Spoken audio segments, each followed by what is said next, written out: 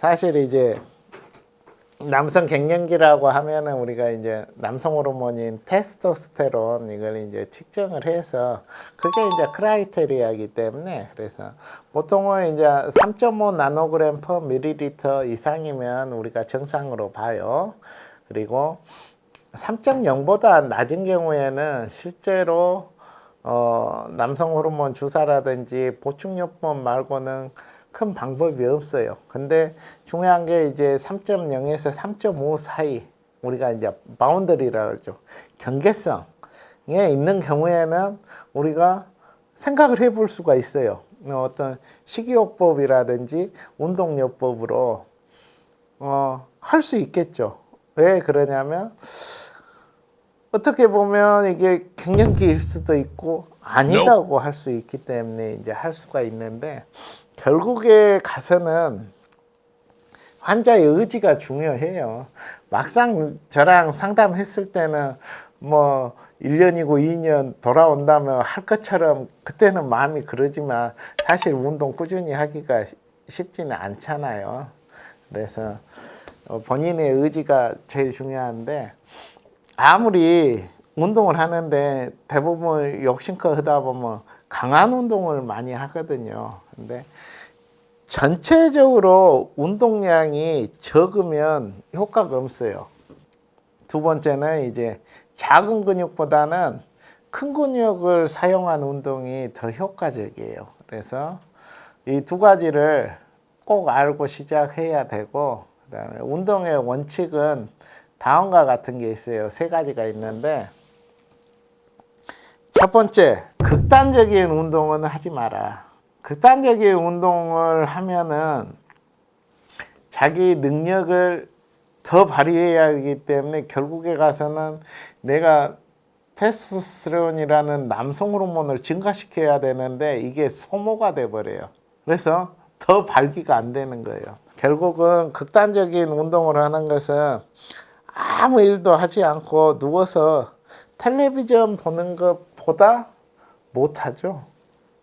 아니면 비슷하거나. 그래서 극단적인 운동 하지 말고 똑같은 맥락인데 두 번째는 이 쉬운 운동을 해라는 거죠. 쉬운 운동. 그러니까 고도의 신체 능력을 요하는 운동은 결국에 가서는 부상을 입을 수도 있고 그 하기까지의 그 스트레스가 많거든요. 왜 그러냐면 항상 극한의 상황을 넘어서야 되기 때문에 결국은 그런 것 때문에 노화가 더 촉진이 돼요. 그래서 더 안 좋다는 거.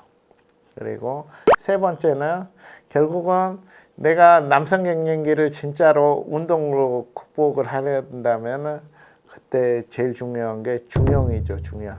그러니까 가운데를 잘 지키고 가는 거죠. 그래서 이제 이걸 안 상태에서 운동의 팁을 드리면 제일 먼저 할 수 있는 게 이제 조깅이에요, 조깅.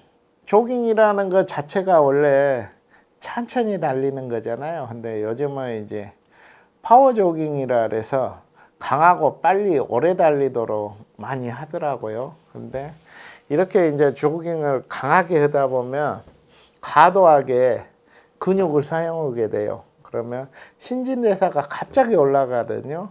그러면 근육 각 단위의 세포에서 라디칼이 발생되면서 근육 세포가 손상이 돼 버리죠. 근육에 염증이 생기고 손상을 초래해요.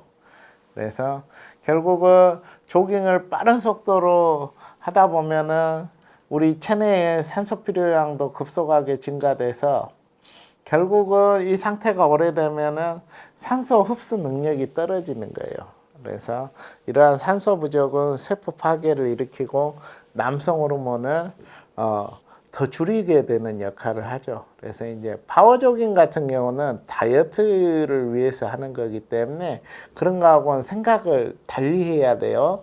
남성 호르몬을 보충하기 위한 거기 때문에 그래서 본인이 조깅으로 시작을 한다 그러면 천천히 달려야 되고 심장 박동수도 항상 숨이 너무 많이 차지 않게 적절하게 유지해서 이 산소 부족이 일어나지 않도록 하는 게 중요합니다.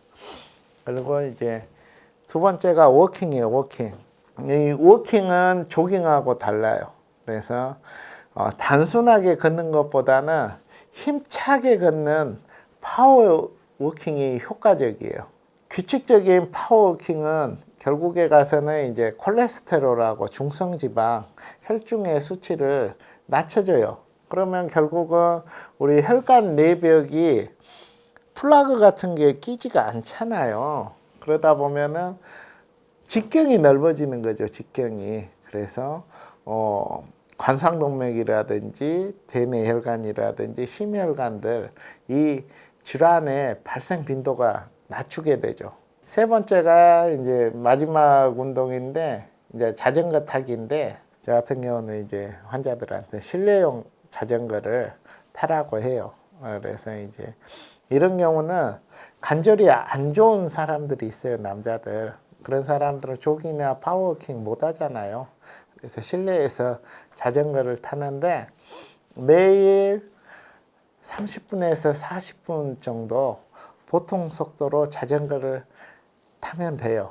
타는 시간에 내가 30분 탔다 그러면은 1시간이나 1시간 반 정도 시간 동안에 그 남성 호르몬 테스토스테론의 생산과 분비가 촉진을 할 수가 있어요. 그러니까 1시간 탔다면은 2시간, 3시간까지 남성 호르몬 생산과 분비가 촉진되는 거죠.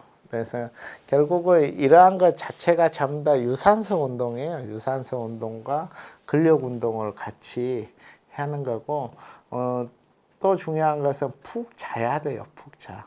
그래서 사실 남성 호르몬 자체가 수면 시간하고 가장 연관성이 높아요.